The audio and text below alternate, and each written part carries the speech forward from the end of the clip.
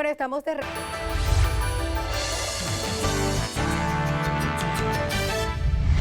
Gracias por continuar con nosotros. Es el momento de la entrevista central del Despertador. Hoy vamos a conversar con el director de Tecnologías de la Información y la Comunicación del Ministerio de Economía, Rainier Mayol. Está con nosotros para que hablemos y conozcamos más este sistema que fue inaugurado durante este miércoles por el presidente de la República, el C5I. Buen día y mil gracias, Rainier, por aceptar nuestra invitación. Muy buenos días y muchas gracias también por la invitación y por darnos este espacio para hablar de un tema tan importante y que justamente en estas situaciones nos trae muchas esperanzas y muchas cosas que hacer.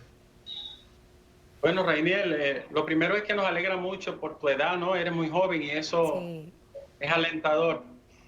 Y nosotros quisiéramos que nos diga de entrada qué es el C5I de forma llana. Perfecto. El C5I quiere decir Centro de Comando, Control, Comunicaciones, Computadoras, Ciberseguridad e Inteligencia. Es todo un complejo, iniciativa del Ministerio de Defensa, y en ese punto central recae todos los sistemas de seguridad de la información y seguridad nacional del país. Estamos hablando del 911, estamos hablando de cámaras fronterizas, estamos hablando también de sensores meteorológicos, de todos los aviones que entran al país, de todo lo que pasa y todo lo que sucede, todos los semáforos, todos los automóviles que andan en la calle, todo se centraliza ahí, pero además permite la modificación de lo que se presenta y lo que se controla por situación. Por ejemplo, el C5I estaba pensado ser inaugurado a inicios de abril de este año, pero con el tema del COVID fue inaugurado con una crisis. Entonces, justamente, la Fuerza Militar nos está apoyando con ese centro de comando y control tan importante para coordinar con todas las áreas y que haya un punto central de inteligencia nacional. ¿Desde cuándo empezó a crearse el C5I? Porque como ahora estamos enfocándolo con el tema de las proyecciones del COVID-19, que va a servir bastante para nosotros poder contrarrestar esa enfermedad en el país, pero ¿desde cuándo empezó a construirse? ¿Cuántas cámaras componen el C5I? Y todo lo que tiene que ver con los detalles, Rainier. Claro, el Cuerpo Militar, el Ministerio de Defensa, tiene ya varios años creándolo. Yo me atrevería a decir que desde que el 911 se inauguró ya habían planes de unificar cada uno de sus sistemas únicos. Por alrededor hay más de 500 cámaras activas, el cual en el C5I se pueden ver.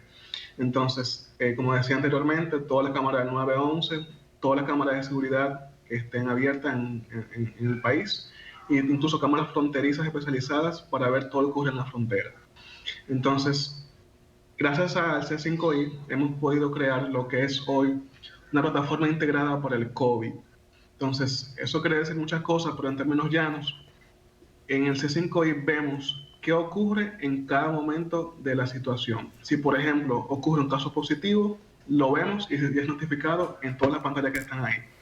Cuando ese caso positivo ocurre, entonces se nos notifica y podemos enviar una de las ambulancias que tenemos. La vemos en un mapa y decimos, no, mira, esta ambulancia tiene que moverse a tal sitio en caso de que sea necesario.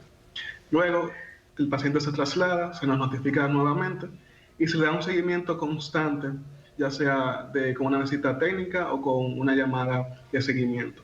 Y esos resultados también se ven ahí todo en tiempo real. La gran ventaja de esto es que nos permite, de manera muy objetiva, porque es datos, ver qué está pasando, accionar e incluso planificar qué vamos a necesitar. Una ventaja muy grande es que hemos hecho un trabajo de coordinación con cada uno de los sectores de salud en el país, tanto público como privado. Hoy en día tenemos un sistema integrado que nos permite ver si una persona dio positivo, si una persona es sospechosa, si una persona hay que trasladarla, si una persona que es recuperada, si una persona fallece, e incluso ver insumos médicos, cuántas camas tenemos, cuántos ventiladores están en uso, las UCI, cómo están ocupados, los centros de aislamiento, qué está pasando. Y esto se debe ya, como decía anteriormente, a toda una coordinación que se hizo con todo el sistema de salud. El centro C5I nos permite entonces estar en ese punto focal con todos esos actores que toman decisiones que impactan al país para entonces tomar esas decisiones en tiempo oportuno. Daniel, y tú señalas que hay varias instituciones y hay organismos que están integrados, no es una plataforma integrada. ¿Bajo qué jurisdicción está? O sea, ¿quién es el control de esto? ¿Y cómo sabemos que la privacidad y la intimidad no sean invadidas por esto? Excelente pregunta. Cuando hicimos la primera reunión de coordinación, nos dimos cuenta que los sistemas que tienen nuestros sectores, salud pública, el SNS, el COE, son buenos. Que lo único que hay que hacer es integrar esos sistemas, es decir, que un sistema hable con otro. En situaciones, vamos a decir, un poquito menos críticas, eso se hubiera tomado mucho más tiempo, pero con una coordinación, con el liderazgo que tenemos y con lo que yo pude dirigir, pude enfocar cada uno de los sectores a que lo haga de una manera rápida y segura. Entonces, en el tema de seguridad, usamos los recursos muy buenos del Centro Nacional de Ciberseguridad, el cual está regido debajo de la Presidencia de la República. Entonces, ¿eso qué quiere decir? Que tenemos personal calificado con experiencia internacional que nos dice a nosotros en cada momento que tenemos que preocuparnos por la seguridad de la información. Sabemos que estos son datos críticos, sabemos que son datos sensibles y que, aunque son sensibles, son de toda forma necesarias para poder analizar la situación. Entonces, cada vez que se hace una desintegración, ellos están con nosotros. Cada vez que se pone algo en prueba, ellos lo ven con nosotros. Cada vez que ahora mismo estamos en producción, está trabajando, ellos están monitoreando constantemente esa red para que no haya ninguna pérdida, para que no haya ataques y para que podamos trabajar con toda la confianza y seguridad que un sistema como ese amerita. Rainier, ustedes han planteado de que, por ejemplo, con relación al COVID-19, las proyecciones van a ser literalmente exactas y que vamos a poder prever el pico de 8 a 12 días con anticipación. Pero ¿cómo va a funcionar tan rápido el tema de tener estadísticas, números? Por ejemplo, de los hospitales pasa a la parte regional, de la parte regional aquí a la capital. ¿Cómo van a hacer que eso funcione de manera eficiente y rápida? Muy buena pregunta. Y aquí es que hemos hecho uso de la tecnología y hemos dejado como segundo plano el trabajo manual. Por ejemplo, las pruebas de laboratorio se reportan automáticamente desde los sistemas de ellos a nuestro sistema, sin intervención manual. De igual forma, con muchos de los otros insumos que obtenemos en términos de datos. Entonces, eso quiere decir que la velocidad en que obtenemos la data ha mejorado drásticamente en muy poco tiempo y que vamos a poder entonces analizar toda esa data mucho más rápido. Entonces, en proyecciones y predicciones, estamos utilizando tecnología de inteligencia artificial que también permite acelerar un poquito cómo hacemos esos modelos y cómo los probamos y experimentamos con ellos. Cabe recalcar que muchos de estos modelos serán especulativos, es decir, dependerá mucho de todo el historial de la data. Ahora bien, lo estamos haciendo con un contexto local. Muchas predicciones que vemos hoy en día en las afueras de terceros se hacen con estimaciones o con variables que no son locales porque esa data no existía antes, sino que hacen un contexto internacional, veían en Estados Unidos, veían en Europa, veían, vamos a decir, países un poquito más desarrollados, pero ya estamos haciendo predicciones, tanto de los casos como de diferentes escenarios que pueden ocurrir, como también de insumos que necesitaríamos. Y todo eso no solamente servirá para tomar decisiones ante el virus, pero también decisiones socioeconómicas. Entonces, toda esta gestión, toda esta coordinación nos sirve tanto para controlar y mitigar la enfermedad, ser proactivos, pero también proveer las mejores políticas públicas para la reinserción laboral y la recuperación económica. Mira, te refieres al último eje como ciberseguridad, ¿verdad? Sí. En esa área menciona la frontera. ¿Sería este un soporte para el tema del problema migratorio? Que, como se sabe, es un problema mayúsculo y que tiene pocas respuestas.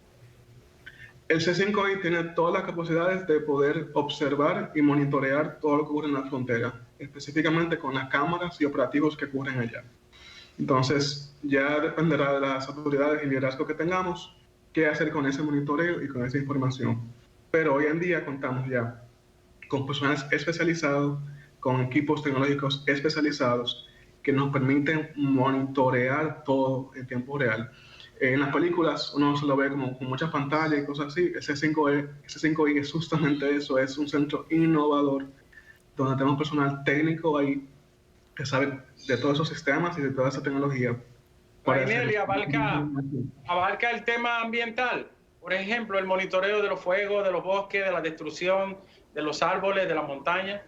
Perfecto, no solamente vemos también toda esa parte de recursos naturales, pero también otros insumos como data que se obtienen en tiempo real, por ejemplo, temperatura, humedad, radiación solar, todos esos insumos también se obtienen ya en forma automática. Entonces, eso nos permite a nosotros también crear modelos con apoyo de organismos como NAMED para predecir qué va a ocurrir, que si la temperatura está aumentando y cómo eso impacta también la economía, cómo un cambio climático impacta los pequeños productores, los productores familiares, que son los que más riesgo están de perder, vamos a decir, su bienestar. Pero sí, allá se ve tanto la parte de seguridad nacional, seguridad alimentaria, toda la parte de seguridad en términos de catástrofes, por ejemplo, cuando hay huracanes, cuando ocurriría un terremoto o algo, de allá se ve qué está pasando con toda la nación y se enfocan las acciones. Yo, por ejemplo, veo que hay un tema en un puente, yo puedo desplegar fuerza militar ahí. Si veo que hay gente en la calle fuera de toque de queda, puedo desplegar fuerza militar ahí.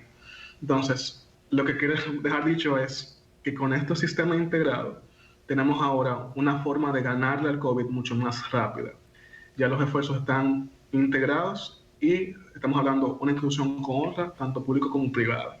Entonces, esto para mí es una gran ganada, un gran win para el país.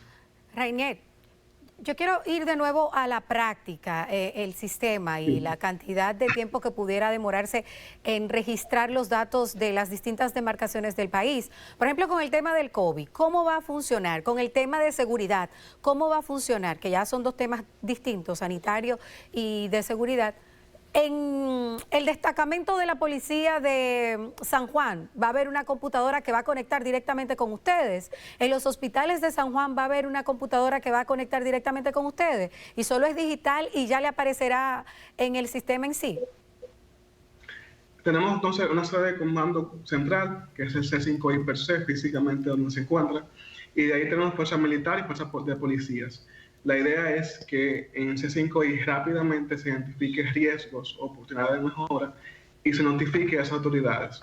Yo he visto ya cómo se hace eso en tiempo real y es sumamente rápido porque es como digo, hay personal que está siempre monitoreando, siempre viendo. Ahora mismo siempre hay gente que está viendo cámaras, viendo qué está pasando, viendo alertas que pueden recibir. Y entonces ellos se comunican a las autoridades más cercanas. Para el tema COVID ya es algo un poquito más especializado porque tenemos toda una estructura de la cual ahora monitoreamos emergencias, hospitales, los insumos que tienen disponibles cada centro de salud. Si, por ejemplo, tenemos un caso nuevo que hay que trasladarlo, utilizamos entonces el curso del COE y le decimos a ellos, mira, tienen que enviarlo a tal centro de salud porque es el que tiene mayor capacidad ahora mismo. Y eso es gracias a la integración que tenemos con ellos de saber cuántas camas tienen disponibles, cuántas UCIs o cuántos ventiladores. Entonces, es justamente eso, es ver qué está pasando y accionar de manera rápida y oportuna sobre esa situación. ¿Cuántas personas están trabajando en el tema COVID y ya en el sistema en general? En el sistema general tenemos una capacidad de 50 personas, se han reducido un poco debido al distanciamiento social, vamos a decir 20, 25. Pero en el tema COVID tenemos ya toda una mesa técnica que está ahí sentado tanto el sector público como sector privado. Y del sector público creemos que tenemos a todo el mundo, llámese salud pública, el SNS, la CISALRIL, el COE, la Fuerza Militar y cada una de sus dependencias.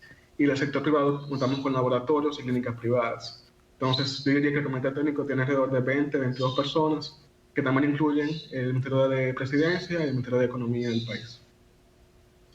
Esto entra en la esfera de la República Digital, de la democracia electrónica. La República Digital nos ha permitido obtener insumos que previamente no sabíamos que íbamos a poder obtener. Lo bueno de digital es que se han automatizado varios servicios, lo cual también permite a otras personas trabajar remotamente. pero desde República Digital se trabajó en una aplicación móvil que se llama COVID-19-RD, que ya se puede descargar, donde estamos monitoreando casos positivos que hayan descargado la aplicación. No solamente eso, pero también es un punto de entrada a todo el sistema de salud. Es decir, yo puedo autorreportar mis síntomas, el sistema me dice, no, mira, tienes que hacerte la prueba. Si te dice eso, se asigna un código COVID único. Con ese código COVID, entonces te estamos dando un monitoreo mucho más cercano y mucho más detallado que si fuera de otra forma.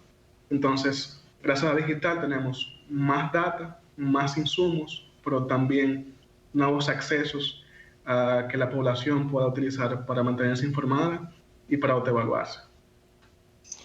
Oye, una cosa, Rainer, ¿cómo es posible que se dé ese monitoreo si nosotros no tenemos todavía un expediente electrónico en los hospitales, ni siquiera en las clínicas privadas? Todavía se sigue escribiendo en papel, lo poco que se escribe a mano o a computadora. ¿Cómo va? Ahí hay como una disonancia. Bueno, ya tenemos varias formas de darle seguimiento y monitoreo. Dos de ellas son el número de cédula y el número de NSS, que son números, uno de la Seguridad Social y uno de identidad. La CISARRIL ha trabajado, la Superintendencia de Salud y Laborales, ha trabajado en varias bases de datos que mapeamos ya a 10.5 millones de personas, tanto niños como adultos como envejecientes. Y simplemente hay un código que se le asigna a cada persona desde el momento que nace, luego otro código cuando es mayor de edad y claro, un código de la Seguridad Social también que se le asigna cuando trabaja. Entonces, gracias a esos tres códigos, que es un trabajo que ha hecho fenomenal, que ha hecho la CISARRIL, podemos identificar a la gran mayoría de personas que se encuentran en nuestra población, tanto locales como extranjeros. Y en el tema de los hospitales que reportan de forma manual, aunque ya hay muchos sistemas, es una realidad que alrededor de un 5% de los centros de salud no tienen esos equipos, pero para ese 5% se ha desplegado fuerza militar que llama constantemente o que está allá para que se asegure de reportar cada uno de los casos. Una ventaja que hemos visto con toda esta integración y toda esta coordinación es que justamente vemos esas debilidades que ocurren en puntos menores, es decir, en puntos menores del sistema. Y juntos podemos entonces ayudar y cooperar para que esas debilidades se vean cubiertas. Rainier, el sistema de cámara es un sistema de cámara sofisticado, son cámaras comunes y corrientes y la tecnología es que lo hace dar este tipo de informaciones que son fuera de lo común en República Dominicana. ¿Hay reconocimiento facial? Tenemos diferentes tipos de cámaras. Como decía anteriormente, hay muchos sistemas que están integrados, los cuales no siempre dependen de nosotros. Pero la gran ventaja es que para las cámaras, la gran mayoría, que son 160, que son las 911, las 911, tenemos ya software de reconocimiento de placas de vehículos, de objetos. Yo, por ejemplo, ayer pusimos un pequeño visual donde veíamos vacas que estaban cruzando la calle en una provincia del país y el sistema lo identificó, mira, esos son vacas. Pero también vimos después que pasó un vehículo y nos dijo entonces la placa de ese vehículo, a quién le pertenece, bueno, a quién está asignada esa placa y todo eso. Entonces, reconocimiento facial de la persona, que técnicamente es un punto un poquito difícil en términos técnicos porque hay muchas variables que involucran, ya estamos en eso. Se está haciendo esfuerzos para justamente poder identificar la cara de una persona, pero hoy en día ya tenemos identificación de placas, de vehículos, de quién le pertenece y de objetos que pueden entonces presentar un daño para el que conduce. Si, por ejemplo, un animal se pone en el centro de la calle, entonces se notifica a las personas, instituciones relevantes para que hagan los esfuerzos para quitarlo. Entonces, sí, tenemos reconocimiento facial y tenemos cámaras buenas que nos permiten hacer todo esto de manera rápida y automática. ¿Sabemos cuál es la cantidad de recursos que se ha invertido en este sistema? Justamente, la gran noticia de esto es que lo que se ha hecho, por lo menos con temas de COVID, se ha hecho con recursos ya existentes. El trabajo mío fue más de coordinación entre cada una de las partes, sentarnos a hablar juntos técnicamente cómo podemos, número uno, apoyar lo que se está haciendo y monitorear cada uno de los puntos donde se levanta data. Entonces, en términos COVID, no hubo ningún costo extra. Rainier, si es que guarda alguna relación con el sistema educativo, entiéndase escolar o universitario, ¿qué tipo de relación tiene? Ahora mismo Lo que tenemos en educación son bases de datos de personas que son reportados por MESID, pero aprovecho la oportunidad para hablar de otro proyecto que se está haciendo desde Presidencia, que es de justamente crear un repositorio único de Ministerio de Educación, Ministerio de Educación Superior, de Infotep, de Trabajo y de Economía, que se llama el proyecto ProETP2 o de marco de cualificaciones, para ver toda la trayectoria que una persona tiene, del momento desde que nace y es inscrito en un colegio público o privado, hasta que ya está en la fuerza laboral como un contribuyente. Entonces, gracias a ese esfuerzo que lo lidera José Montilla dentro de la presidencia, en el cual yo colaboro, ya tenemos una base de datos mucho más avanzada de lo que está haciendo cada quien. Pero siendo muy honesto, eso todavía no es de gran uso en términos COVID, porque estamos enfocando en dos cosas, que son control y prevención. Entonces, para el control, lo que estamos viendo es data epidemiológica, vigilancia epidemiológica, y estamos viendo también data de los insumos médicos. Y como decía, todo esto ahora mismo se está usando para ser activos y rápidos, pero también para ser proactivos y tomar mejores decisiones antes de que algo malo ocurra. Rainier, con relación al proyecto en sí, si tienen idea de cuál ha sido el costo, si usted lo conoce, por favor, no lo que tiene que ver con el COVID, sino montar este gran sistema tecnológico en República Dominicana, y si el ciudadano común y corriente podrá tener acceso a esos datos. Bueno, del C5 desconozco un poco. Yo llegué hace 2 semanas al país y simplemente me recibieron con esta tecnología, esta plataforma o vamos a decir, todo personal de estructura. Pero yo estoy seguro que en las páginas del Ministerio de Defensa o inclusive allá mismo le pueden identificar qué costo fue. Entonces, con el término de los datos, justamente varios amigos me han dicho, esos datos serán públicos, podemos tener acceso a la data cruda. Se está pensando en que sí, que se van a hacer interfaces donde no se va a mostrar ninguna información personal, nada más de agregados, es decir, de conjuntos de datos sin identificación, un poquito más avanzado, un poquito más rápido de lo que se muestra ahora, y dividiéndolo hasta municipios, no hasta provincias. Habiendo dicho eso, van a haber datos que nunca jamás van a ser públicos, que ya tienen que ver con temas un poquito más personales, de comorbilidades, temas de edad, de cédula, de identificación y todo eso, pero sí se está planeando en publicar una plataforma con acceso al público donde podamos ver en tiempo real qué está ocurriendo en términos COVID. Hace varios años visité un país europeo, nórdico, muchos años, y tenía un registro bien similar, pero incluía la cédula, incluía la seguridad social, todos los datos relativos a la condición sanguínea, tipo de sangre, todo. Incluía hasta el ADN, pero ya de manera muy privada. Hoy en día, con la cédula tenemos los datos personales, e incluso también los datos de sangre, en la cédula está, pero también, como decía, con el trabajo que ha hecho la CISALRIL, tenemos ya no solamente el Código de Seguridad Social o el NSS, pero también cada una de las comorbilidades que tiene una persona. Si tiene diabetes, si tiene hipertensión. Sí. Es decir, sabemos todo eso, nada poniendo una cédula o un nombre o un apellido. ¿Y por qué esto es importante? Esto es importante porque nos permite a nosotros crear mapas de riesgo. Si tenemos 2 casos positivos, quizás uno de esos casos positivos sea una persona que sea un hombre muy adulto, que fuma, que tiene comorbilidades muy arriesgadas, y hay que darle una prioridad a ese caso. Entonces, hasta ahí llegamos. Podemos ver de esos positivos quiénes son los que más probabilidad tienen de morir o de que se dificulte la situación, y actuamos antes de que llegue a pasar algo malo. Incluso nosotros esperamos que con todo esto el número de UCIs en uso y de camas en uso en hospitales se reduzca, porque la Fuerza Militar junto al SNS, que también se debió a esta coordinación, estarán haciendo seguimiento a su caso positivo de manera constante. Por ejemplo, ya se hicieron 3.122 seguimientos, si no me equivoco, el día de ayer, y lo que estamos viendo en el seguimiento es no solamente la parte de cómo sigue la persona, pero también síntomas clínicos y también sus convivientes. Le preguntamos también a su familia qué se siente, y en caso de que tenga síntomas, pues se hace entonces el protocolo a seguir hecho por salud pública.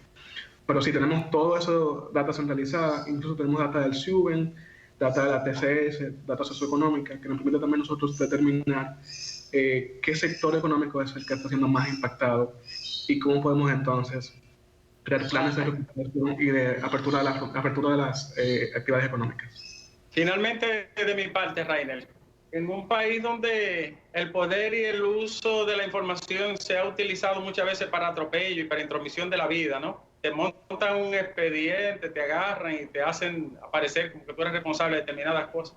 ¿Cómo sabemos que el DNI y los órganos del Estado no van a jugar con nuestros datos y con nosotros? ¿Quién le pone límite a esa esfera?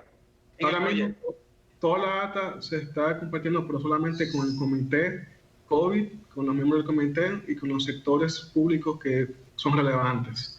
Y hasta ahí va a quedar. De ninguna forma nosotros vamos a compartir esa data con ningún organismo que no juega un papel en todo esto. Entonces, realmente, de parte de seguridad, todos esos protocolos de acceso, confinamiento de la data, quién puede acceder, todo eso se está rigiendo gracias al Centro Nacional de Ciberseguridad y se está tomando con mucha seriedad en términos de esa valoración y en términos de ese acceso a esa data. Entonces, de nuestra parte pueden confiar que lo que se está analizando es para fines COVID y va a quedar solamente para fines COVID.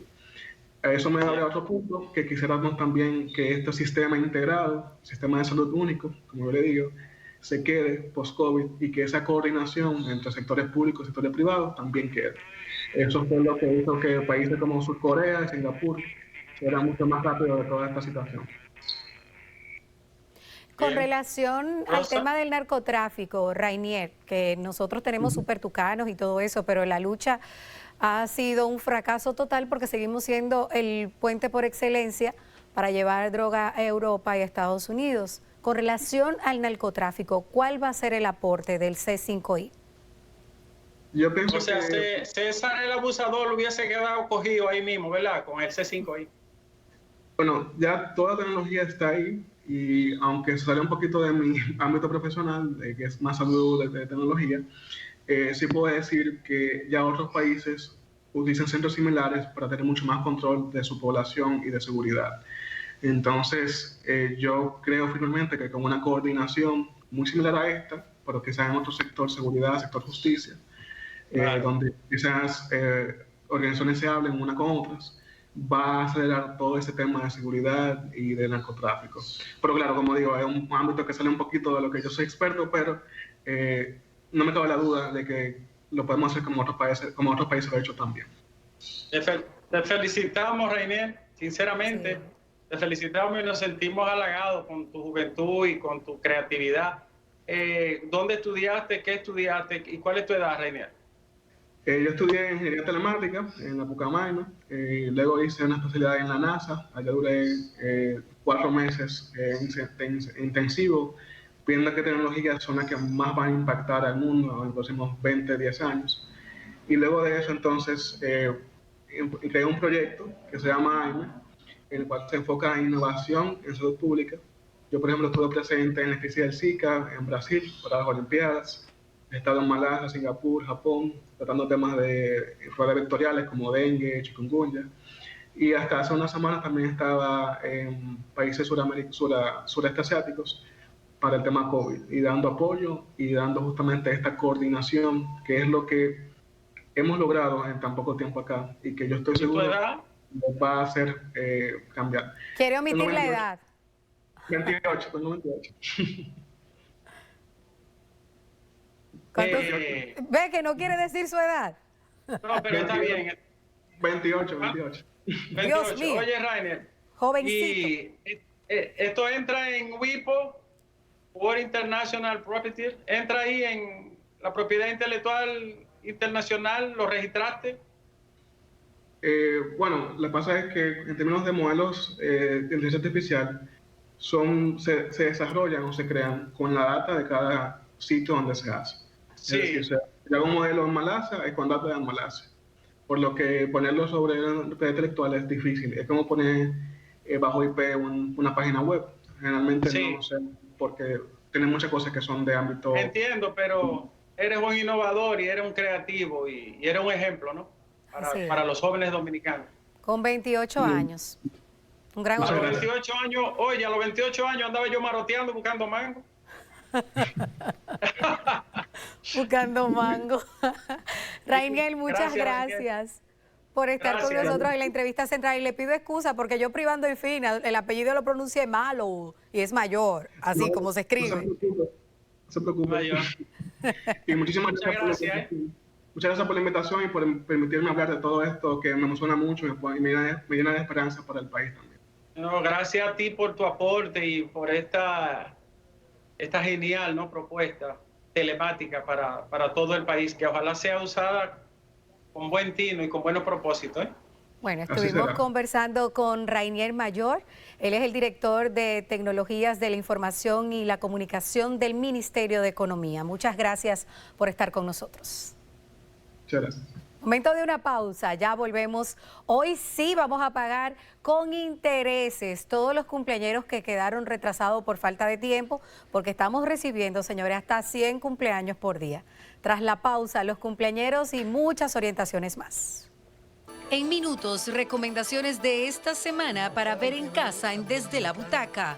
YouTube nos trae un interesante documental del famoso diseñador Oscar de la Renta. Los detalles en breve. Pero antes, al regreso, vamos a celebrar la vida de los cumpleañeros de este jueves 23 de abril.